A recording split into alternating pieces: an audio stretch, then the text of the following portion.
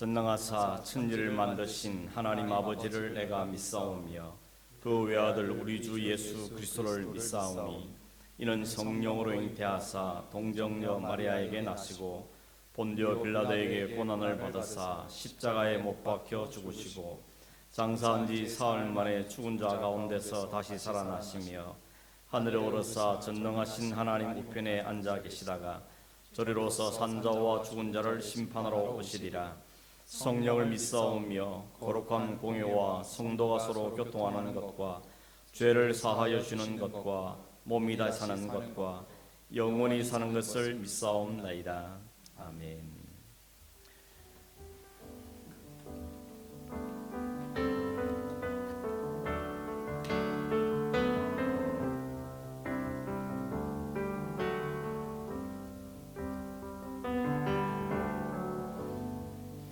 하늘의 문을 여소서 이곳을 주목하소서 주를 향한 노래가 꺼지지 않으니 하늘을 열고 보소서 이곳에 임재하소서 주님을 기다립니다. 지도의 향기가 하늘에 닿으니 주여 임재하여 주소서 이곳에 오셔서 이곳에 앉으소서 이곳에서 드리는 예배를 받으소서 주님의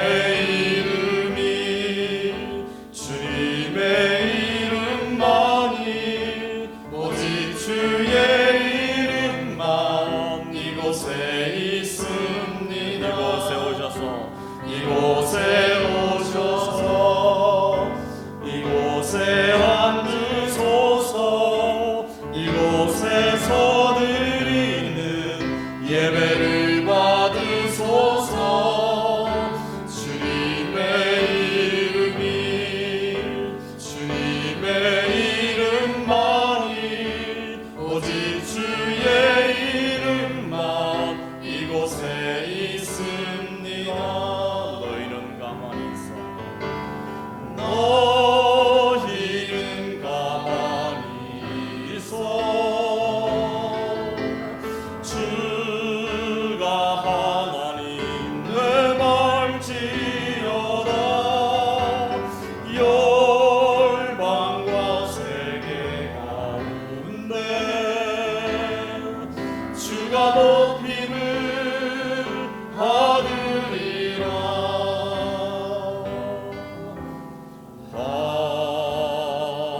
하나님은 우리의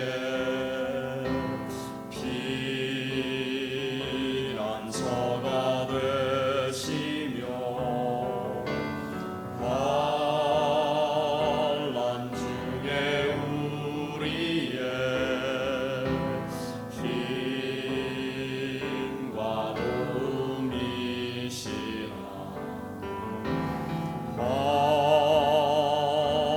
하나님은 우리의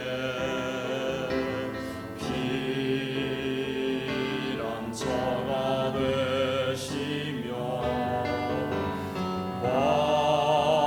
환난 중에 우리의 힘과 도움이시라. 너희는 가만히 있어 주가 하나님 내 말지어다 열방과 세계 가운데 주가 높임을 받으리라. 사랑합니다.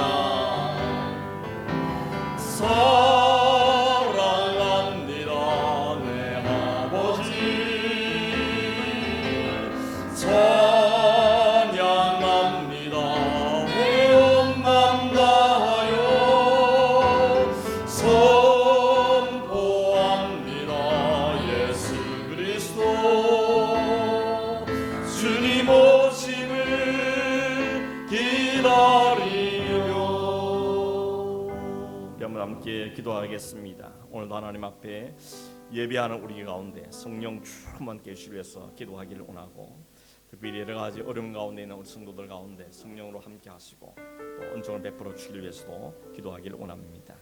우리 방송이 어려움이 생겨서 온라인으로 생방송으로 예배하지 못하는 형편에 처했는데, 하나님 이 예배 가운데 은혜를 베풀어 주시고, 또 우리가 후에 영상으로 예배에 참여할 때도 은혜 베풀어 주셔서 우리 모두가 동일한 은혜를 입을 수 있도록 성령께서 역사해 주시기 위해서 한번 합심해서 한번 기도하겠습니다.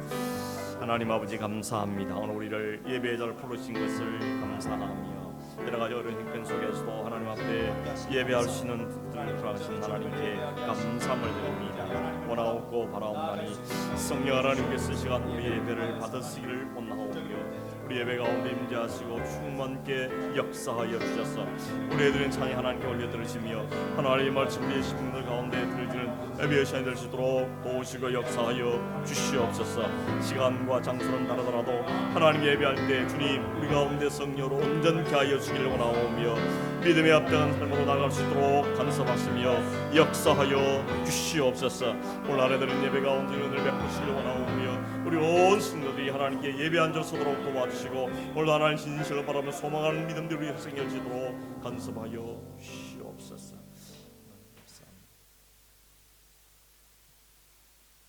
할렐루야. 여호와께 감사하라.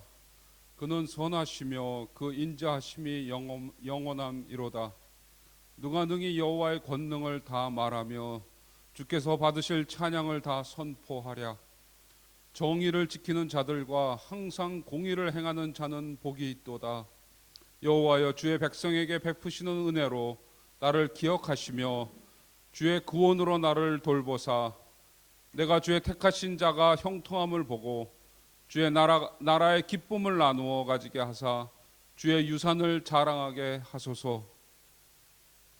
나의 하나님 아버지, 여호와께서 내게 구하시는 것은 오직 정의를 행하며 인자를 사랑하며 겸손하게 내 하나님과 함께 행하는 것임을 붙잡고 이 예배로 나아갑니다. 모든 영광과 존귀와 찬양과 경배를 올려드립니다. 이 끝을 알 수 없는 코로나 사태 이후에도 우리의 구할 것이 하나님을 사랑하고 그를 경외하며 의지할 유일한 분임을 고백하고 야훼 하나님을 더욱 이 시간 의지합니다. 찬양받기에 합당하신 나의 아버지, 이 예배에 임재하시사 우리의 예배를 받아주시고 상한 마음과 죄를 회개하는 심령으로 임하는 우리 모두에게 예수 그리스도를 나타내시고 굳은 마음을 제하시고 부드러운 마음을 주사 하나님과 형제자매를 사랑할 수 있는 온전한 마음을 주시기를 간청합니다. 이 땅을 섬기러 오신 나의 예수님, 헌신과 섬김으로 이 땅에 오신 주님의 본을 받아 끝까지 이 사명을 잃지 않고 이 교회 공동체의 영적 특징이 되게 하시고 무명한 자로서 오직 하나님의 영광을 위해 사용받는 귀한 성도들로 삼아주시길 기도합니다. 주님, 날마다 이 공동체를 새롭게 하시고 머물러 있거나 정체되어 있거나 뒤로 물러나 침륜에 빠진 성도들이 새롭게 일어나 성령이 이끄시는 대로 새 노래로 하나님을 찬양하고 예배하며 복음을 전파하고 모이는 곳에서 그 땅을 중보하고 무너진 성벽을 보고 울며 간구하는 기도의 용사로 삼아 주시기를 소망합니다. 말씀을 붙잡고 새롭게 깨어나는 새 부대가 되길 바라나이다. 아버지, 이 시간 저희들의 말씀 앞에 섭니다. 주의 말씀을 열면 빛이 비추어 우둔한 사람을 깨닫게 하나이다. 아버지, 우리 미련한 우리에게 말씀하시고 아버지, 이 시간 회개에 이르는 시간으로 삼아 주시기를 기도합니다. 기대함과 간절함이 이 예배에 참여한 모두에게 이르게 하시고 날마다 여호와를 알아가길 힘쓰는 우리들이 되기를 간구합니다. 주님, 세우신 문정원 목사님을 축복합니다. 여호와를 경외하고 그의 음성을 들으며 많은 이들에게 복음의 소식과 회복을 선포하는 능력의 종으로 삼아 주시옵소서. 이 시대를 통찰하게 지혜를 허락하시고 무엇보다 사랑의 종으로 삼아 주시기를 기도합니다. 또한 아버지, 이 시간 우리 아이들을 주님 손 위에 올려드립니다. 그들의 미숙함과 순수함이 상처받지 않게 격려와 용기를 심어주는 가정과 교회가 되길 중보합니다.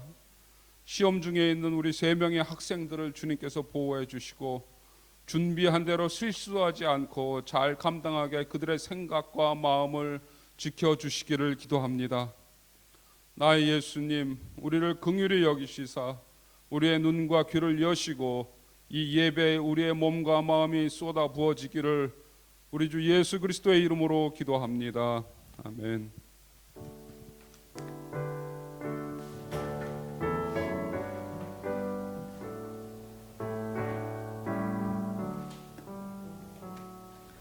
내게 있는 모든 것을 아낌없이 드리네. 사랑하고 의지하며 주만 따라 살리라. 주께 드리네. 주께 드리네. 사랑 없는 구주 앞에 모두 드리네. 하나님 감사합니다. 우리의 모든 삶 가운데 함께 하시며 우리의 필요한 것들을 공급하시고 우리를 의의 길로 이끄시는 것을 인하여 하나님께 감사함을 드립니다. 하나님, 우리의 모든 것이 하나님으로부터 오는 것을 알고 또 감사하는 마음으로 주님 앞에 이 예물을 드릴 때에 이 마음들을 받으시기를 원하옵고 또 모든 가정들마다 일터에 복을 주셔서 하나님 평탄케 해주시기를 원하오며 늘 주 앞에서 감사함으로 살아갈 수 있도록 은혜를 허락하여 주시옵소서. 받침물질이 주의 영광에 잘 사용되도록 또한 함께 하시기를 원하옵고 예수님의 이름으로 기도하옵나이다. 아멘. 하나님 말씀 출애굽기 14장 말씀인데 1절에서 14절까지 말씀. 출애굽기 14장 1절에서 14절 우리 함께 읽겠습니다. 여호와께서 모세에게 말씀하여 이르시되 이스라엘 자손에게 명령하여 돌이켜 바다와 믹돌 사이에 비아히롯 앞 곧 바알스본 맞은편 바닷가에 장막을 치게 하라. 바로가 이스라엘 자손에 대하여 말하기를 그들이 그 땅에서 멀리 떠나 광야에 갇힌 바 되었다 하리라. 내가 바로의 마음을 완악하게 한즉 바로가 그들의 뒤를 따르리니 내가 그와 그의 온 군대로 말미암아 영광을 얻어 애굽 사람들이 나를 여호와인 줄 알게 하리라 하심에 무리가 그대로 행하니라. 그 백성이 도망한 사실이 애굽 왕에게 알려짐에 바로와 그의 신하들이 그 백성에 대하여 마음이 변하여 이르되 우리가 어찌 이같이 하여 이스라엘을 우리를 숨김에서 놓아 보내었는가 하고 바로가 곧 그의 병거를 갖추고 그의 백성을 데리고 갈새 선발된 병거 600대와 애굽의 모든 병거를 동원하니 지휘관들이 다 거느렸더라. 여호와께서 애굽 왕 바로의 마음을 완하게 하셨으므로 그가 이스라엘 자손의 뒤를 따르니 이스라엘 자손이 담대히 나갔습니다. 애굽 사람들과 바로의 말들 병거들과 그 마병과 그 군대가 그들의 뒤를 따라 바알스본 맞은편 비하이롯 곁 해변 그들이 장막 친 데에 미치니라. 바로가 가까이 올 때에 이스라엘 자손이 눈을 들어 본저 예루살렘들이 자기들 뒤에 이른지라. 이스라엘 자손이 심히 두려워하여 여호와께 부르짖고 그들이 또 모세에게 이르되 애굽에 매장지가 없어서 당신이 우리를 이끌어내어 이 광야에서 죽게 하느냐. 어찌하여 당신이 우리를 애굽에서 이끌어내어 우리에 이같이 하느냐. 우리가 애굽에서 당신에게 이런 말이 이것이 아니냐. 이러기를 우리를 내버려 두라. 우리가 애굽 사람을 섬길 것이라 하지 아니하더냐. 애굽 사람을 섬기는 것이 광야에서 죽는 것보다 낫겠노라. 모세가 백성에게 이르되 너희는 두려워하지 말고 가만히 있어서 여호와께서 오늘 너희를 위하여 행하시는 구원을 보라. 너희가 오늘 본 애굽 사람을 영원히 다시 보지 아니하리라. 여호와께서 너희를 위하여 싸우시리니 너희는 가만히 있을지니라. 아멘. 여러분 진퇴양난이란 말 아시죠? 앞으로도 못 가고 뒤로도 못 가는 그런 상태를 우리는 진퇴양난이라고 말합니다. 다른 말로는 사면초가라는 말도 있죠. 사면이 꽉 막혀서 도대체 뭘 해야 될지 어떻게 해야 될지를 모르는 상태, 그것을 표현합니다. 오늘 이 성경에 보면 이스라엘 백성들의 모습이 지금 딱 그런 상황에 처해져 있습니다. 우리가 읽지는 않았는데 참고로 출애굽기 앞에 있는 13장 17절 18절 말씀을 좀 보겠는데, 애굽을 떠난 이스라엘 백성들이 선택했던 두 개의 길이 있는데 그 중에 한 선택한 길에 대해서 이야기하고 있습니다. 한번 보겠습니다. 한번 읽어보겠습니다. 바로가 백성을 보낸 후에 블레셋 사람의 땅의 길은 가까울지라도 하나님이 그들을 그 길로 인도하지 아니하셨으니 이는 하나님이 말씀하시기를 이 백성이 전쟁을 하게 되면 마음을 돌이켜 애굽으로 돌아갈까 하셨습니다. 그러므로 하나님이 홍해의 광야길로 돌려 백성을 인도하심에 이스라엘 자손이 애굽 땅에서 대회를 지어 나올 때에, 여기 두 개의 길이 나오죠. 하나는 블레셋 사람의 땅의 길이죠. 그 다음에 또 하나는 홍해의 광야의 길, 이 두 가지가 나옵니다. 이해를 돕기 위해서 지도를 잠깐 보겠습니다. 지도를 보시면 이 애굽 땅에서 이 사람들이 고센 땅에 살았죠. 여기에서 이 가나안 땅으로 가기 위해서는 흔히 가는 길이 블레셋 길이라는 길이 있습니다. 이 길로 가는 게 가장 가까운 길이고, 또 통상 무역이나 또는 무슨 여행을 할 때 이용하는 길이 바로 이 블레셋으로 가는 길, 이 길을 이용합니다. 근데 지금 이스라엘 백성이 가는 길은 어떤 길인가 하면 이 길로 가지 않고 이 고센 땅에서 숲곳을 거쳐서 이 바닷가까지, 비하이롯 바닷가까지 내려왔다고 이야기하고 있는 것입니다.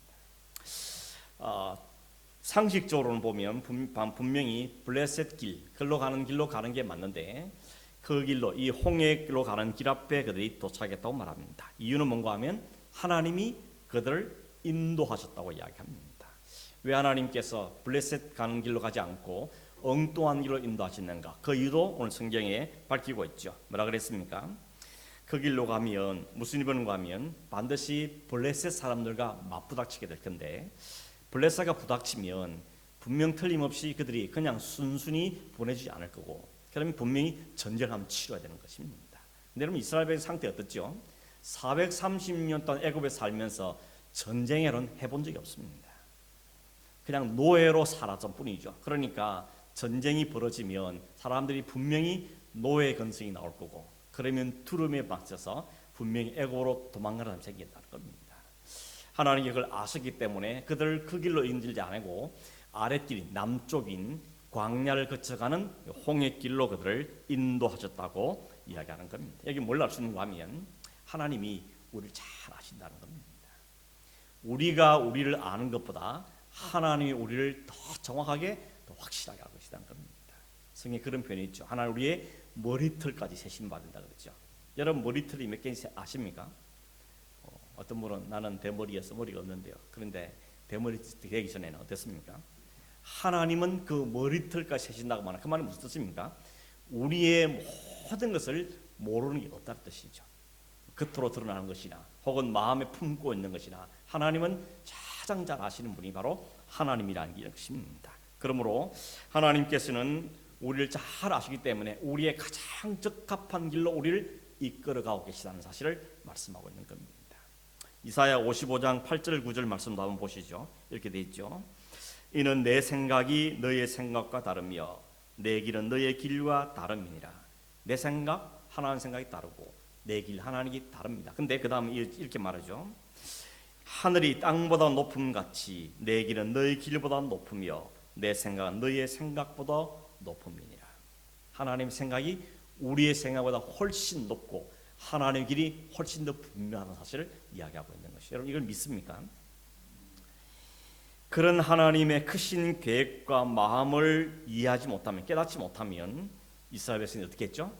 불평하고 원망하고 틈만 나면 애굽으로 돌아갈 생각들을 하게 되는 것입니다. 꼭 우리 모습이지 않습니까?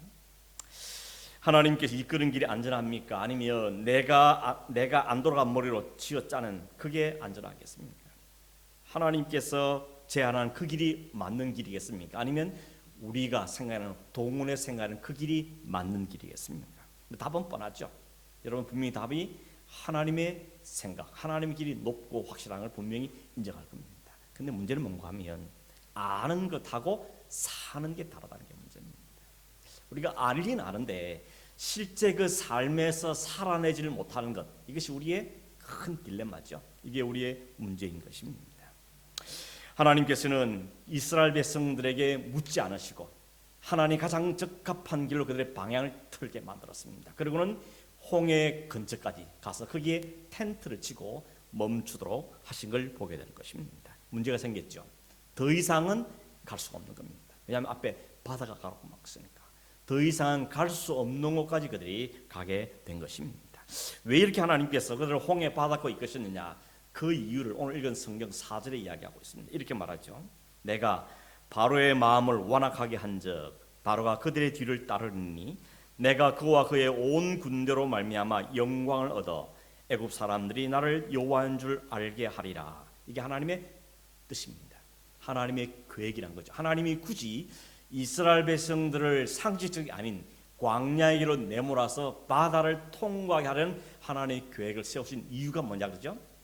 애굽으로 하여금, 이스라엘 백성들로 하여금 하나님이 진짜 하나님이구나, 이걸 알게 하기 위해서라고 말씀하고 있는 겁니다. 여러분 이거 보면 하나님 그냥 우연히 되는 일이 없습니다. 모든 일을 아시고 계획하시고 계획하신 대로 그 일들을 진행해 가시는 것을 오늘 우리가 알게 되어지는 것입니다. 그러면 여러분 너무 의심을 품지 마시고 이 하나님 뜻이 있을 거야, 하나님의 계획이 있을 거야, 하나님의 길이 있을 거야 하는 것을 먼저 딱 전제를 하시고 중요한 건 그게 뭔지, 그 길이 무엇인지, 그 뜻이 뭔지를 알고자 하는 마음으로 기도도 하고 말씀을 보고 그러면서 하나님의 뜻을 알아가는 것이 그게 우리의 신앙의 생활인 것입니다. 애굽을 떠난 이스라엘 백성들이 블레셋을 통과해서 가나안 땅으로 가지 않고 엉뚱하게 남쪽으로 광야를 통과해서 지금 바닷가에서 텐트를 치고 있다는 소식을 애굽 왕도 들은 것입니다. 애굽 왕이 들으니까 이게 미친놈들이거든요. 아니 무슨 짓이냐, 그들이 블레셋 길로 해서 가면 금방 가나안에까지 갈 수 있는 길을 왜 그 길로 가지 않고 엉뚱하게 가서 바다 앞에 지금 텐트를 치고 있느냐. 바로 뭐라 그러죠? 그들 이제 광야에 갇혔다고 말합니다. 도가 안에 든지라는 것이죠. 하나님 이렇게 하신 이유가 있다는 거죠. 바로 그걸 딱 보고 마음이 다시 바뀌었다 그러지 않습니까? 바로 마음이 다시 완악해졌다 그랬습니다. 완악이 뭐라 그랬죠? 마음이 딱딱해진 것. 하나님께서 그렇게 하실 때는 마음이 좀 부들부들했었는데 그래서 순종했는데 그 상황을 보면서 이 바로의 마음이 다시 딱딱한 마음으로 바뀌었다는 것입니다. 그래서 어떻게 합니까? 후회하는 거죠. 괜히 내보냈다. 저것들 저기 갇혀 있는데 그것들 왜 내가 보내버렸을까라고는 후회합니다. 그러고는 다시 잡아야 되겠다 생각하고는 군대를 소집한 겁니다. 이미 떠난 지 며칠 되었기 때문에 그들 따라잡으려면 그 보병 갖고 안 되죠. 걸어서는 안 되니까 말탄, 말로 무장된 병거들만 600대 딱 준비하고 그 군사를 그린 다음에 그들을 뒤쫓아가게 되어진 것입니다. 여러분 인간이란 존재가 참 어지간하다 생각이 들지 않습니까? 그렇게 혼날 때는 두 손 두 발 다 들고 하나님께 항복했던 바로였지만 조금 상황이 나아지니까 숨쉴만 하니까 또 마음이 획가닥 바뀌는 겁니다. 그래서 또 후회하고 저것들 잡아와야지 이런 완악한 마음으로 바뀌는 겁니다. 이게 인간의 모습이라는 것이죠. 뭐 다른 사람을 찾지 마시고 내 모습인 것이죠. 내 모습. 조금 살만하면 또 다른 생각이 들어와서 그 다른 생각을 품게 되는 이것이 인간들의 모습이라는 것입니다. 아무튼 이런 바닷가에 텐트를 치고 있던 이스라엘 백성들이 갑자기 뒤에 저 보니까 흙먼지가 막 일어납니다. 그리고 두두두 소리가 막 납니다. 말구 소리. 깜짝 놀라서 뭔가 싶어서 보니까 애굽의 군대가 코앞까지 따라온 것입니다. 이 상황들 앞에 이스라엘 백성들의 반응이 어땠습니까? 오늘 성경에 보니까 심히 두려웠다 그랬습니다. 여러분 심히 두려워한 게 이상한 일입니까? 이상한 일이 아닙니다. 이건 당연한 이야기죠. 내가 그 자리에 있어도 우리가 그 자리에 있어도 우리는 두려워할 수밖에 없는 것입니다. 안 두려워하는 게 오히려 이상한 거죠. 그러므로 이스라엘이 이걸 보고 두려워했다고 우리는 너무 비난할 필요는 없습니다. 그건 당연한 이야기인 것입니다. 우리도 여러분 이런 상황들 막 받을 때가 있지 않습니까? 말 그대로 진퇴양난 혹은 사면초가의 일들을 경험하게 되죠. 살다 보면 그런 일을 안 만난 사람 누가 있습니까? 아마 여러분 다 이미 경험했을 겁니다. 기대를 가지고 출발을 했는데 얼마 못 가서 숨이 막힐 만큼 어려운 형편에 처합니다.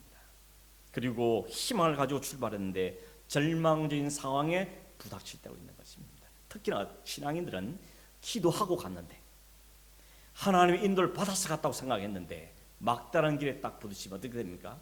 정말 죽고 싶은 거죠.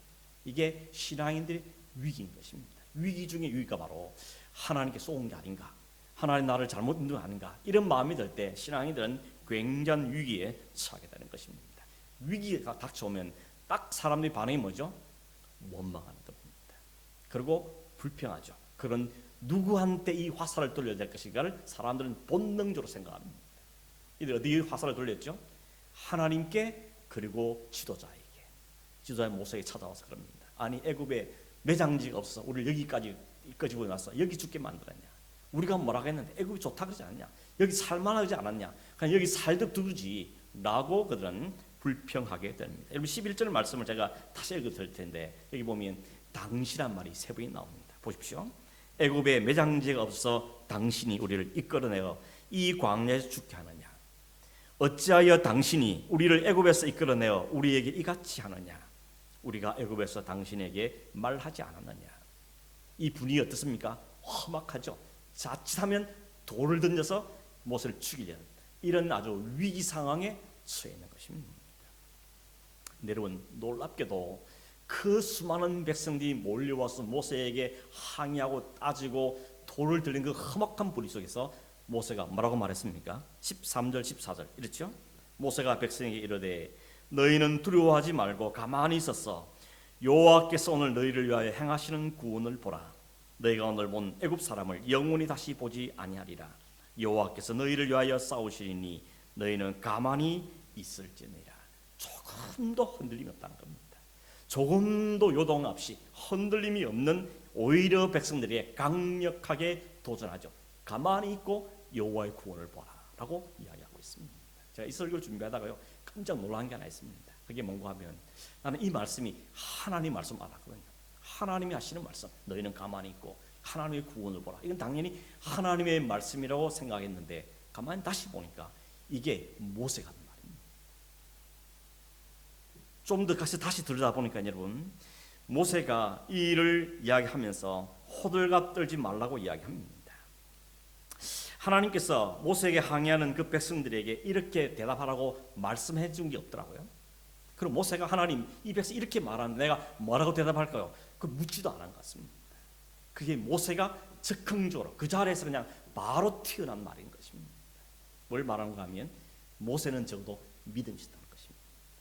이 믿음이 있는 모세와 믿음이 없는 이스라엘 백성들의 차이를 극명하게 분명하게 우리에게 보여준다는 것입니다. 모세는 두 가지 하라 그랬죠. 하나는 가만히 서 있으라. 두 번째는 오늘 너희를 일하실 여호와의 구원을 보라고 말합니다. 가만히 있고 보라고 이야기하고 있는 것입니다. 이것이 모세와 이스라엘 백성의 차이인 것이죠. 하나님을 아는 사람과 모르는 사람 차이, 하나님을 신뢰하는 사람과 신뢰하지 못하는 사람의 차이가 여기에 극명하게 드러나고 있는 것입니다. 하나님께서 어떤 분이신가를 말씀을 통해서뿐만 아니라 자신의 삶 속에 구체적으로 경험하고 확신했던 모세는 요동하지 않습니다. 담담합니다. 오히려 백성들에게 도전하고 있습니다. 그러나 그 하나님의 역사하심들을 또렷하게 듣지 못하고 막연하게 듣거나 아니면 지식적으로 듣거나 아니면 간접적으로만 알고 있는 사람들은 상황 앞에 기가 눌리더라는 것입니다. 물론 여러분 이 차이는 평소에는 잘 안 드러납니다. 믿음의 사람인지 믿음이 없는 사람인지 확신이 있는 사람인지 확신이 부족한 사람인지 평소에는 잘 안 드러납니다. 표가 잘 안 납니다. 그런데 언제요? 위기의 때가 옵니다. 막연히 답답한 상황에 처하면 믿음이 있는 사람은 그 믿음을 갖고 믿음이 발동하게 돼 있고 믿음이 없으니 믿음이 없는 반응을 하게 돼 있다는 것입니다. 여러분 믿음이 있으십니까?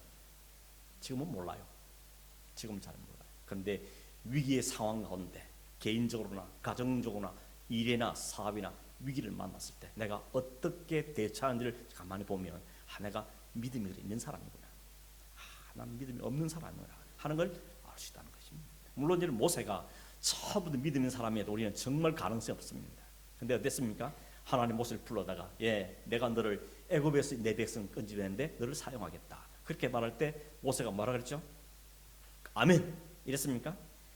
여호와 하나님, 내가 누구이기에, 내가 누구에게 애굽을 가며 내가 누구에게 모세부터 이스라엘 백성을 건져내겠습니까? 여전히 그는 하나님의 부르심 앞에 자신이 없었고 두려웠던 것입니다. 그 두려웠고 자신 없는 모세를 하나님 어떻게 하시죠? 야, 네 손에 지팡이 있지? 던져. 지팡이를 던졌더니 지팡이가 뱀이 되죠. 그 뱀의 꼬리를 잡았더니 다시 지팡이 되었습니다. 너 손을 내 수품 속에 넣어봐. 넣었더니 꺼냈더니 나병이 다 번졌습니다. 다시 꺼냈더니 손이 깨끗해졌습니다. 이뿐만이 아니죠. 천하의 최고의 절대 권력을 가지고 있던 그 바로 앞에 모세가 섰는데 하나님이 하라는 대로 했더니 10가지 재앙을 통해서 바로가 완전히 항복하는 걸 그가 눈으로 직접 본 겁니다. 아니, 직접 하나님의 대리자가 돼서 그 일을 이루어냈던 것입니다. 이런 과정들을 거치면서 적어도 이 모세의 마음속에 믿음이 생겨죠. 아, 하나님은 대단하신 분이구나.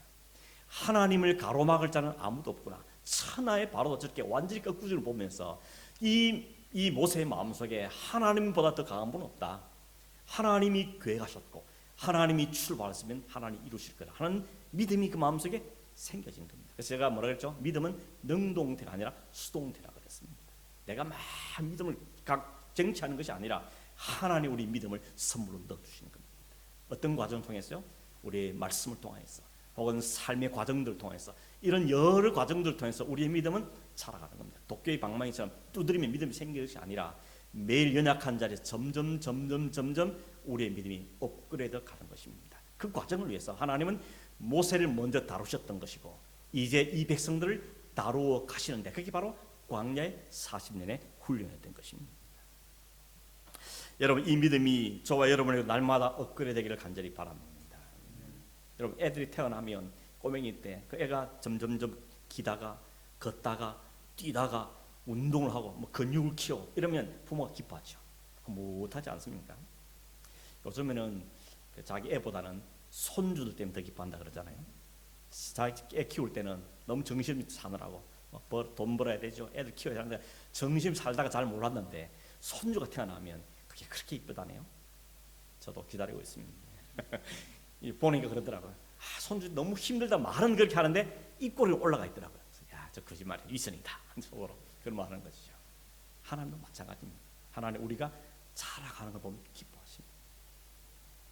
처음부터 우리의 완전한 믿음을 요구하시는 거 아니라 그 연약한 믿음이 삶을 통해서 말씀을 통해서 예배를 통해서 자꾸 조금씩 나아가는 걸 보면 하나님은 후퇴하시는 겁니다. 그래서 성경에 뭐랬죠? 우리를 잠잠히 바라보시면서 기뻐하시는 하나님이라고 말하고 있는 것입니다. 히브리서 11장 6절 말씀입니다. 이렇게 되어 있죠. 믿음이 없이는 하나님을 기쁘시게 하지 못하나니 하나님께 나아가는 자는 반드시 그가 계시는 것과 또한 그가 자기를 찾는 자들에게 상 주신이심을 믿어야 할지니라. 믿음으로 자라가는 하나님은 기뻐하십니다. 하나님을 기쁘시게 되는 방법은 다른 데 있는 게 아니고 우리가 잘 자라가야 되는 것입니다. 우리가 잘 정상으로 자라가면 하나님은 기뻐하십니다. 무엇을 하죠? 하나님 누구신지 알고 하나님 우리에게 무엇을 하신 분지를 아는 사람, 그 믿음에서 자라가는 것이 바로 하나님 기뻐하시는 일이라는 것입니다. 그런 일은 모세에 적어도 그 믿음 수준가 왔기 때문에 이 위기 상황 앞에서 무엇만을 가졌죠? 하나님 계시잖아. 하나님 계시잖아. 하나님이 우리가 계신다 하는 그 믿음을 갖고 그 백성들이 강력하게 도전할 수 있었던 겁니다. 반면에 백성들은 아직까지는 그 믿음의 자리에 자라지 못했습니다. 모세가 앞장서니까 이끄니까 여기까지 따라오긴 했지만 그렇다 그들 마음속에 100% 하나님을 신뢰하거나 혹은 모세를 지도자로 100% 신뢰하는 자리까지는 못 온 것입니다. 그래서 늘 문제만 생기면 또 불평하고 또 모세 앞에 손가락질하고 왜 우리를 끌고 왔냐라고 불평하는 모습을 보이게 되는 것입니다. 그런데 여러분, 그런 백성들을 향해서 모세는 확신의 참모습을 말한 겁니다. 너희들은 가만히 있어서 하나님께 하실 일 보라고 이야기합니다. 여러분, 가만히 있으면 무슨 뜻일까요? 가만히 있으라. 아무 일도 안 하고 그냥 아무 생각 없이 멍 때리고 있으라. 그런 말이 아닙니다. 일단 가만히 있으라는 말은 뭐죠? 설치지 말란 말이겠죠. 특별히 말해서 불평과 원망을 지금 쏟아낸 그 백성들에게 가만히 있으란 말은 뭐겠죠? 그 불평, 그 불만 입을 닫으라는 이야기죠. 그 불평, 그 불만을 일단 중지하라는 이야기인 것입니다. 이스라엘 백성들이 광야에서 실패한 이유를 가만히 보시죠. 대부분 이유가 뭐죠?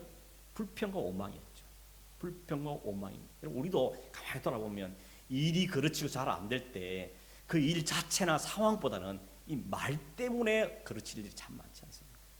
그때 그 말만 하지 말걸, 그런 생각이 들 때가 많고, 또 보면 그러죠. 내가 말 안 하려 그랬는데 해죠. 그래서 안 해야지. 안 하려 했는데 하면서 말한 것 때문에 관계가 깨지고 망치게 되는 것입니다.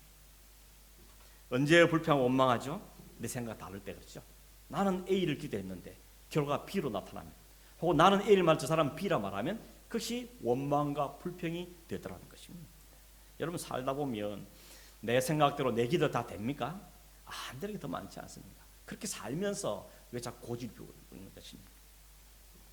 내 생각대로 내 인생이 다 움직인다고 생각하는 사람이 있다면 일단 그 생각부터 바꿔야 됩니다. 인생은 내 마음대로 되는 거 아니다. 누구 마음대로 돼야 되죠? 네 마음대로도 아니고 하나님의 마음대로, 하나님의 생각대로 되어야만 그게 적합한 길이고 그게 바른 길이고 그게 바른 것이죠. 그러므로 하나님, 내 생각이 주님 생각에 맞추어지기를 원합니다. 이게 우리의 기도 제목이 되어야 되는 것입니다. 나도 너도 다 누가 옳은 게 아니고 누가 하나님 생각에 맞추는 것인가, 이게 되어야 되는 것입니다. 남편도 아내도 하나님 생각에 맞추고, 부모도 자녀도 하나님 생각에 맞추고, 이 집사님 저 집사님도 하나님 생각에 맞추고 가야 거기에 불평과 원망이 사라지게 된다는 것입니다. 여리고 성 돌 때도 그랬지 않습니까? 하루에 한 바퀴씩 7일 동안 돌라 그러죠. 첫 번째 조건이 뭐였습니까? 입을 닫고 돌라 그럽니다. 왜 그렇게 했습니까? 입을 열고 돌면 어떻게 하겠습니까? 우리가 지금 못한 짓이냐 이거, 이렇게 되겠냐? 온갖 불평과 원망들이 쏟아지게 뻔하기 때문에 하나님 일단 입을 닫으라고 하는 것이죠. 입을 닫으라고 말씀하고 있다는 것입니다. 여러분, 우리가 언제 가만히 있을 수 있습니까? 이런 위급한 순간에, 숨도 쉴 수 없는 이 급한 일을 만들 때 어떻게 가만히 있을 수 있습니까? 어떻게 침착할 수 있습니까? 이유는 뭔가 하면 뭔가 믿는 구석이 있으면 그럴 수 있죠. 지금 상황이 아무리 어려도 뭔가 믿는 구석이 있는 사람들은 평정을 유지할 수 있는 거 아닙니까? 아이들이 갑자기 뭐 학교에 뭡니까 책도 사야 되고, 뭐 학교에 학비도 내야 되고, 뭐 생길 때 그것 때문에 막 밤잠을 끙끙하고 그럽니까? 그러지 않죠. 어떻게 합니까? 엄마, 아빠 책 사야 돼요. 엄마, 아빠 학비 내야 돼요. 그렇게 말하면 엄마, 아빠가 해결을 아는 사람, 아이들은 그 말 때문에 두려워하거나 밤잠을 못 자, 그렇지 않다는 것입니다. 모세가 말한 가만히 있으란 말은 정말 아무것도 하지 말라는 아니라 일단 우리의 입은 좀 닫고 불평, 원망은 닫고 뭐 하라는 겁니까? 생각해 보라는 겁니다. 좀 헤아려 보라는 겁니다. 지금 이 상황을 속에서 생각해 보고 이 상황이 어떻게 될 건지를 헤아려 보러 말한 것입니다. 그러면 답이 나온다는 겁니다. 무슨 답이 나오죠? 두 가지인데, 첫째는 내가 할 수 있는 건 없구나. 이게 첫 번째죠. 우리가 지금 이 상황에 할 수 있는 게 없구나. 보십시오. 전쟁 한번 해보지 못한 사람이 애국군데 어떻게 싸우겠습니까? 그렇다고 앞에 있는 바다가 막고 있는데 어떻게 가겠습니까? 날아가겠습니까? 헤엄쳐가겠습니까? 그러니 우리가 할 수 있는 게 진짜 아무도 없구나. 이걸 먼저 깨닫게 되는 것이죠. 근데 거기서 끝나는 게 아니라 한 가지 더 깨닫게 되죠. 뭡니까? 하나님이 계시다는 것. 그걸 생각하는 겁니다. 그걸 생각하는 겁니다. 애국을 출발하신 것도 하나님이시고, 바로를 거꾸르는 것도 하나님이시고, 지금 여기까지 올 때까지도 낮에는 구름 기둥으로 밤에는 불 기둥으로 이끌어 오신 분이 하나님이라는 그 하나님을 기억해내라는 것이. 여러분, 가만히 있으란 말은 멍 때린 말이 아니고 생각을 좀 하라는 겁니다. 무슨 생각이요? 하나님을 생각해내는 것입니다. 하나님을 생각해내는 것이 키라는 것입니다. 생각을 안 하면 사람들이 너무 많아요. 환경만 쳐다보고 상황만 쳐다보고 안절부절하면서 자기 감정에 치여 삽니다. 그러지 말고 좀 컴다운하고 하나님을 생각하는 겁니다. 그게 가만히 있으란 말이 담고 있는 의미인 것입니다. 더군다나 이 백성은 어떤 백성이죠? 우리가 어떤 백성이죠? 하나님이 선택해서 그 애굽 땅에서 끄집어내서 가나안 땅으로 옮기겠다고 약속하신 언약의 백성이고 하나님의 선택은 하나님의 백성이 아닙니까? 이 사실을 생각해 보면, 이 자꾸 생각하면 생각할수록 어떻습니까? 마음이 캄다운 되는 겁니다. 그리고 마음에 기대감이 생기는 겁니다. 여러분, 믿음이 있는 사람에게는 두려움 대신에 기대감을 갖게 된다는 것이죠. 물론 처음에는 두렵겠죠, 같이. 그런데 생각해 보니까 여기도 하나님을 하시겠다, 이번에도 하나님을 하시겠구나 하는 기대감으로 바뀌어지는 것이 믿음의 역사고 믿음의 능력이라는 것입니다. 그래서 믿음이 소중한 겁니다. 그냥 구원받고 천국 간다 그 정도 아니고 오늘 우리의 삶을 살아내게 하는 힘도 믿음에서 나오는 겁니다. 그래서 믿음이 중요하다고 이야기하는 것입니다. 그러면 이런 어떤 상황과 순간에도 가만히 서 있는 사람은 믿음의 사람인데, 그 믿음의 특징은 뭔가 하면 자신을 알고 하나님을 아는 사람이라는 것이죠. 하나님 누구신지, 지금까지 어떻게 오신 분인지, 지금 내 삶에 어떻게 간섭하고 계시는지, 앞으로 어떻게 하실 것인지 아는 사람이 믿음의 사람인 것입니다. 믿음이 없으면 가만히 있을 수가 없죠. 뭐라도 해야 될 것 같습니다. 그냥 가만히 있으면 그냥 죽을 것 같습니다. 그래서 뭘 해야 된다고 자꾸 조바심을 내게 되어 있는 것입니다. 요즘도 그렇지 여러분. 이 문제, 믿음 문제 떠나서도 오늘 사람들이 제일 못하는 게 뭔가 하면 가만히 있는 거죠. 여러분 예를 들어서 뭐 카페 가서 누굴 기다릴 때, 아니면 병원에 가서 기다리고 있을 때, 아니면 기차를 타고 갈 때 가만히 있는 게 힘들죠. 그래서 뭐 합니까? 습관적으로 모아폰 꺼내죠. 그래서 여러분 바깥에 기차 타고 가는 거 보면 표정이 똑같습니다. 모습이 다 이렇습니다. 전부 이 표정 갑니다. 기차 타고 보면 수많은 사람이 타고 있는데 보면 다 표정 똑같았죠. 자세. 가만히 있는 건 너무 힘들어 가지고 이야기 하다가도 조금만 대화 끊어지면 또 뭘 만져야 되죠. 이게 인간의 불안한 심리를 보여주고 있는 것이죠. 믿음은 가만히 있게 합니다. 믿음이 있는 사람은 잠잠히 있을 수 있습니다. 믿음 있는 사람은 기다릴 수 있습니다. 그게 믿음이 주는 능력이고 파워라는 것입니다. 여러분 모세가 이렇게 저렇게 해달라고 하나님께 방법을 제시한 적이 없습니다. 그렇죠? 하나님 이렇게 해주세요, 저렇게 해주세요. 그렇지 않습니다. 모세는 하나님께서 어떻게 자신을 구원할지 그 방법은 몰랐습니다. 그런데 아는 건 하나 있습니다. 하나님이 하실 거라는 것. 하나님이 무슨 방법인지 모르겠지만 어떻게 할지는 아직 내가 감이 안 잡히지만 하나님이 하신다. 하나님이 도우신다. 하나님 이 문제를 건너가게 하신다 하는 그 믿음만큼은 꽉 붙잡고 있던 것이 모세의 모습이라는 겁니다. 그래서 그러죠. 여호와께서 우리를 대신하여 싸우실 것이다. 그 방법은 모르겠지만 천사를 동원하시든지 아수르 문들처럼 밤중에 하나님 사람을 보내시니 그건 잘 모르겠지만, 그러나 하나님이 우리를 위해서 일하신다는 만큼은 모세가 분명하게 확신을 갖고 있었던 것입니다. 근데 알고 보니까 그 방법이 뭐였습니까? 홍해를 건너는 거였습니다. 여러분 이거는 생각도 못한 방법이에요. 모세가 이걸 꿈꾸었겠습니까? 혹시 홍해를 갈라? 생각을 못했습니다. 전혀 꿈에도 꾸지 못했던, 상상에도 없었던, 생각에도 없던 전무후무한 역사가 그 가운데 일어나게 된 것이죠. 31절 마지막 절에 보면 그러죠. 이스라엘이 여호와께서 애굽 사람들 행하신 그 큰 능력을 보았으므로 백성들이 여호와를 경외하며 여호와와 그의 종 모세를 믿었다라고 말합니다. 믿게 하는 게 하나님의 역사의 초점입니다. 그냥 하나님이 큰 걸 보여주는 게 끝나는 게 아니고 그걸 보고 우리가 믿게 하는 것, 우리의 믿음을 업그레이드 시키는 것이 하나님의 목적이었다는 겁니다. 그래서 온 백성들이 그 큰 능력을 보고 여호와를 경외하고 여호와께 세우신 모세에 순종하는 이런 결과들이 나오게 되더라는 것입니다. 여러분 흥미로운 건 뭔가 하면 이스라엘 백성들은 그 홍해에서 한 명도 안 죽었죠. 그런데 뒤를 따랐던 모든 애국 군대는 거기에 물속에 빠져 죽었습니다. 홍해 바닷속에 이스라엘 백성은 안 들어가고 애국 군대만 들어간 거 아니죠. 다 들어갔지 않습니까?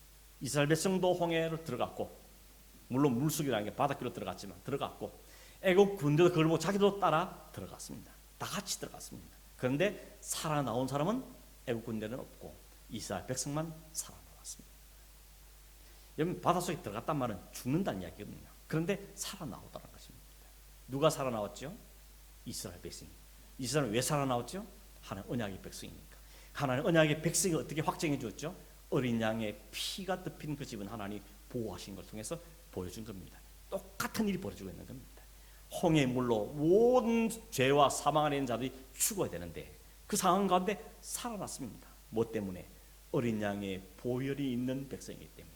오늘 그걸 신약은 뭐라 그러죠? 고린도서에 보면 이렇게 말하죠. 그것은 다 구름과 바다 안에서 세례를 받은 것이라고 이야기합니다. 세례가 그거죠. 세례는 우리가 죄로 다 죽을 자들인데 예수 그리스도와 함께 죽고 그리스도와 함께 살아남으로 우리가 죄와 사망과 영원한 죽음에서 살게 된 것, 그게 세례인 것이죠. 이것은 오늘 우리 신약 성도의 세례를 의미하는 거예요. 성경은 우리에게 설명하고 있다는 것입니다. 결국 우리를 살리는 것은 우리가 뭐 능력이 있어도 아니고 우리 뭐 자기 있었던 거 아니라 하나님의 언약 안에 있는 백성이고 예수 그리스도의 피로 덮어진 백성이기 때문에 그 십자가의 은혜로 우리를 살려내시는 것임을 다시 한번 우리에게 확인시켜주고 있다는 것입니다. 여러분, 모세가 처음 말했던 게 뭐라 그랬죠? 가만히 서 있어라. 가만히 서 있어라. 두 번째는 여호와께서 하시를 보라고 말하고 있는 것입니다. 보라는 것입니다. 여호와께서 하시를 보라는 말은 다르게 말하면 딴 거는 보지 말라는 이야기 되겠죠.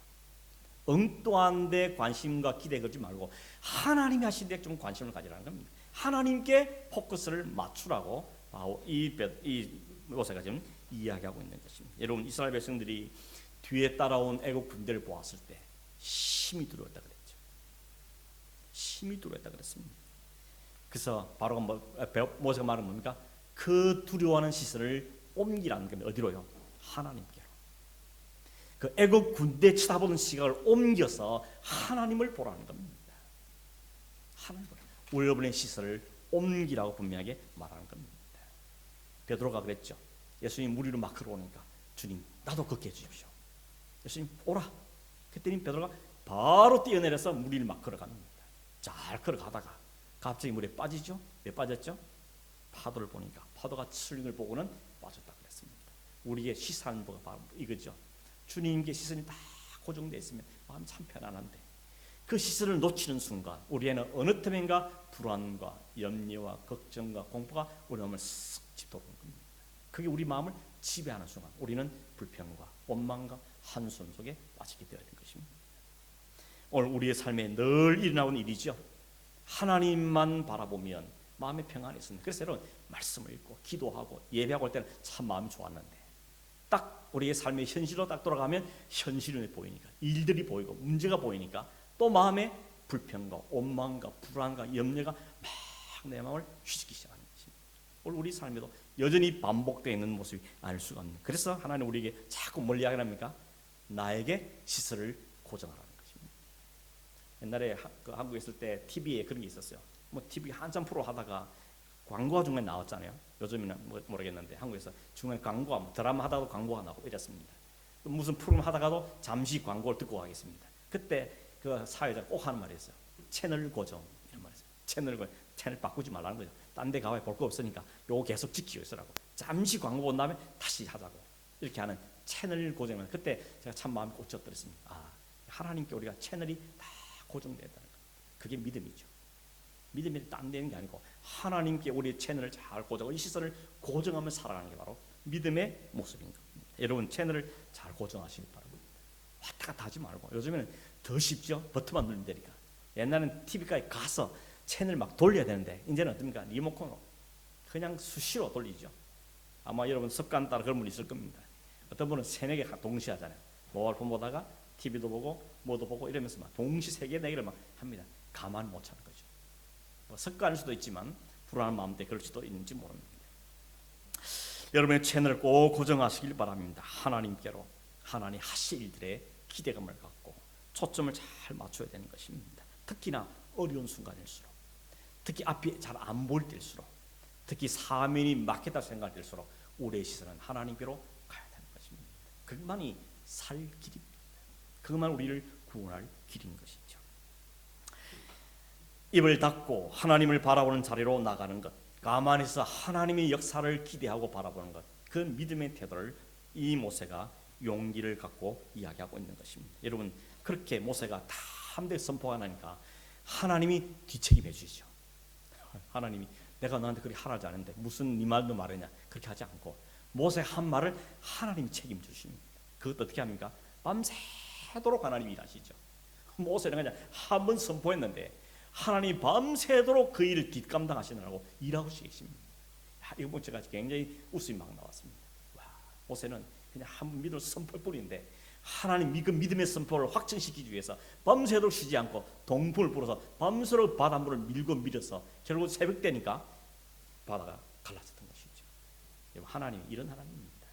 유머를 쓴 하나님뿐만 아니라 우리를 얼마나 사랑하는지, 얼마나 우리를 책임져 주시길 원하시는지를 이 사건도 보여주시는 거예요. 우리는 한 번 말씀하고 한 번 기도하고 자면 되는데 그 잠잘 때 하나님은 주무시지 않고 그 하나님의 백성의 그 언약, 그 부르심, 그 기도를 들어주시기 위해서 쉬지 않고 밤새도록 일하시는 하나님 모습이 얼마나 멋지신 하나님이십니까?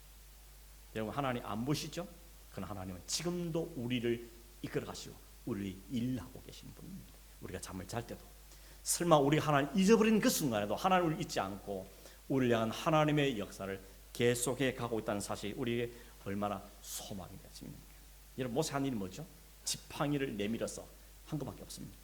사실 그 지팡이는 모세 자신을 상징하는 거죠. 하나님께서 지팡이 같은 마른 막대기 같은 그 모세를 부른 다음에 그를 오른손에 붙잡고 그를 하나님 위대한 역사를 이용하는데 사용하시지 않았습니까? 지팡이는 자기 자신입니다. 근데 모세가 그 하나님 손에 붙들려서 바다에 손을 내미니까 바다가 갈라지는 이 말도 안 되는 엄청난, 이 많은 사람들이 부정하고 싶어하는 이 엄청난 일이 벌어진 것을 보게 된 것입니다. 하나님 손에 붙들리니까 나타난 역사라는 것이죠. 오늘 저도 그렇고 여러분도 그렇고 하나님 손에 꼭 붙들리길 바랍니다. 뭐 목사만 하나님 손에 붙들리는 게 아니고요.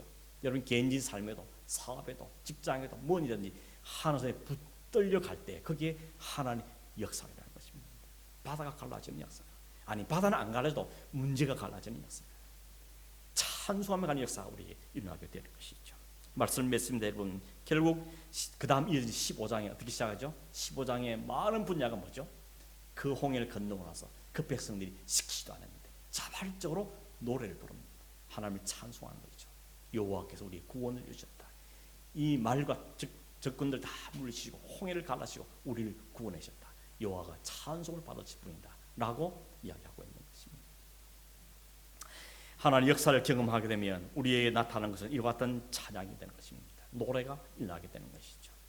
정말 말씀 맺습니다. 여러분, 우리는 진퇴양난에 혹은 사면초가의 위기를 만날 때가 있을 거고 있을 겁니다. 그때 뭘 해야 되느냐? 이 말씀을 꼭 기억해 내셔야 됩니다. 우리의 인생은 반복되지 않습니까? 밀물이 있고 썰물이 있고 나갈 때 있고 들어갈 때 있고 올라갈 때 있으면 내려갈 때도 있고 낮이 있으면 밤도 있고 반복되십니다. 상황은 반복된지라도 그러나 원리는 상황은 좀 달라지는데 원리는 똑같습니다. 가만히 있어서 여호와 하나님을 바라보는 것, 그건 우리의 붙잡아야 될 원리인 것입니다. 여러 가지 다양한 형태로 문제는 나겠지만 그러나 우리의 붙잡아야 할 원리는 동일하다는 것입니다. 인생은 바라보는 것이 뭐냐 따라서 삶이 결정된다 그랬죠. 어디를 바라보느냐, 무엇을 바라에 따라서 거기에 따라 우리의 방향들이 결정된다는 것입니다. 그러므로 성경은 우리에게 계속 말할 것입니다. 환경 보지 말고 하나님 보고, 상황과 문제만 보지 말고 그 귀에 계시는 하나님을 바라보고, 하나님을 바라보라고 우리에게 말씀하고 계시는 겁니다. 가만히 서란 말은 아무것도 안 하는 말이 아니죠. 내 한 입은 닫고 내 혈기는 닫고 불평만 닫고 하나님을 생각하고 묵상하고 그 하나님을 기억해내는 것, 그게 바로 가만히 있을 때 해야 될 일입니다. 그리고 여호와께 하실 기대감을 갖고 기다리는 것, 그게 바로 우리가 해야 될 일임을 우리에게 말씀하고 있는 것입니다. 그게 바로 하나님 믿음으로 붙잡는 사람의 믿음의 태도인 것입니다. 오늘 저와 여러분, 우리 모든 성도들이 이 믿음을 꼭 부여잡고 무슨 일 맞는지 어떤 상황에서든지 이 믿음을 적용해서 이 백성들이 큰 구원을 경험한 다음에 하나님을 경외하며 노래 부르던 것처럼 우리에도 이 찬송이 늘 넘쳐난 믿음의 삶을 사는 은혜가 있기를 주의 이름으로 축원합니다. 기도하겠습니다. 하나님 아버지, 감사합니다. 우리가 나를 볼 때 연약한 뿐이고 막대기에 불과하지만 아무것도 할 수 없는 존재지만 하나님을 부르셨고 선택하셨고 약속하셨고 지금도 우리를 위해서 일하고 계시는 분임을 오늘 말씀을 통해 다시 한번 알려주신 것을 감사합니다. 이것이 우리의 믿음이 되기를 원하고 이것이 우리의 믿음의 원리가 되기를 원하며 우리가 위기 상황 때 붙잡는 원리가 되기를 원합니다. 하나님, 이 경험들이 더 많아지게 하시고 이것이 우리의 믿음으로 실력이 되게 하셔서 어떤 환경이 오든지 어떤 상황이든지 모세와 같이 선포할 수 있는 믿음의 자리로 우리를 올려주시고 붙잡으시며 업그레이드 시켜 주시옵소서. 그래서 하나님 우리의 찬양을 받으시고 하나님의 온 열방 가운데 친정한 하나님인 것을 인정되고 노래되지는 은혜가 우리 가운데 있도록 주님 역사하시고 우리 온 순위 그 기쁨, 그 감사, 그 감기를 갖고 살아갈 수 있도록 역사하여 주시옵소서. 그러가신 예수님의 이름으로 기도하옵나이다. 아멘. 우리 한번 찬양하겠습니다. 내가 주를 찬송하니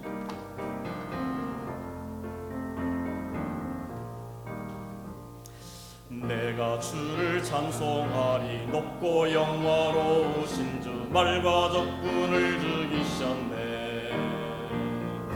내가 주를 찬송하리. 높고 영화로우신 주 말과 적군을 죽이셨네. 여호와는 힘과 노래 나의 구원이 되셨네.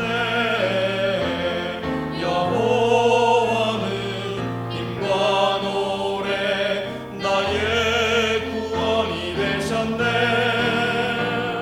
나의 하나님 찬송하며 내가 주를 높이리로다. 나의 하나님 찬송하며 내가 주를 높이리로다. 내가 주를 찬송하니. 높고 영화로우신 주 말과 적군을 죽이셨네. 내가 주를 찬송하니. 높고 영화로우신 주 말과 적군을 죽이셨네. 여호와는 힘과 노래 나의 구원이 되셨네. 여호와는 힘과 노래 나의 구원이 되셨네. 나의 하나님 찬송하며 내가 주를 높이리로다. 나의 하나님 찬송하며 내가 주를 높이리로다. 나의 하나님 찬송하며 내가 주를 높이리로다. 나의 하나님 찬송하며 내가 주를 높이리로다. 주 예수 그리스도의 은혜와 하나님 아버지의 크신 사랑과 성령의 위로 교통하심이 오늘도 주님을 믿음으로 바라보고 모든 상황 속에 주님을 높이며 찬양하는 삶을 살기를 소망하는 우리 온 성도들 위에 지금부터 영원토록 함께 있을지어다. 아멘.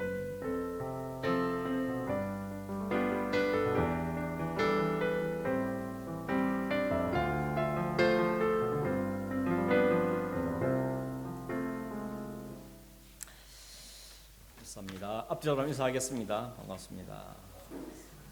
마스크 써가지고 다들 잘 모르시죠?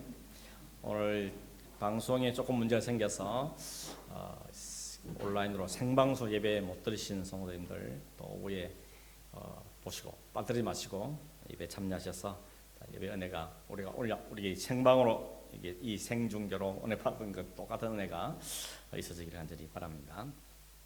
오늘 우리 5순 6순에 참석하셨고요. 다음 주에 7순 8순에서 참석하겠습니다. 수요일 또 새벽기도에는 정상적으로 모이고 있습니다. 여러분 시간을 내시고 오시면 좋겠고 같이 기도하는 자리에 나가면 좋겠습니다. 오늘 영상팀들이 그동안 거의 실수를 잘 해오셨는데 오늘 우리 사람 실수는 아닌 것 같고 기계적인 결함인 것 같은데 아무튼 불편을 드려서 죄송하고 계속 수고하시는 모든 분들께 또 격려해 주시고 또 그렇게 해주시면 감사하겠습니다. 성경 쓰기 계속 잘 해주시길 바라고 특별히 우리 12학년들 이 어려운 중에 트라이얼 시험을 치르고 있는 중에 있습니다. 위에서 기도해 주시길 바라고 있지만 격려해 주시기를 또한 바랍니다. 잘 좋은 컨디션 잘 치를 수 있도록 위해서 특별히 이 질병을 잘 이길 수 있도록 위축되지 않도록 위해서 기도해 주시기를 바랍니다. 우리 이제 다 같이 자리에 나셔서 축복송하고 마치겠습니다.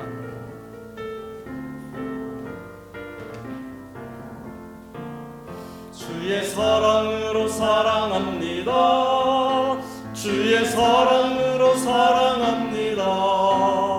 형제 아래에서 주의 영광을 보내 주의 사랑으로 사랑합니다. 화면을 향해서 주의 사랑으로 5순 6순입니다. 주의 사랑으로 사랑합니다. 형제 아래에서 주의 영광을 보내 주의 사랑으로 사랑 감사합니다. 오늘 예배를 마쳤습니다.